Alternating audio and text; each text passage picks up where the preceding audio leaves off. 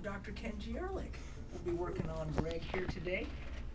What are your complaints here today? Lower back pain. Lower back. So what we're going to do is we're going to check the alignment of the spine to see if that is what could be creating some of that discomfort. Turn the head for me now. Other direction.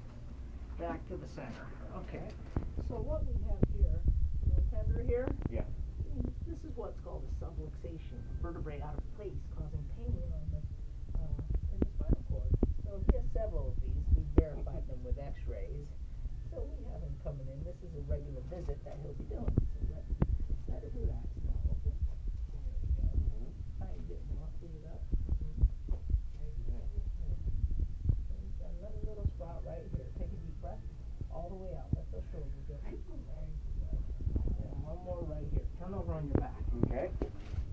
Now that L5 vertebrae is compressing this nerve right here, which goes down the legs. Now we're going to test this muscle to see which leg is affected. Bring this leg up. Hold it there. Resist now.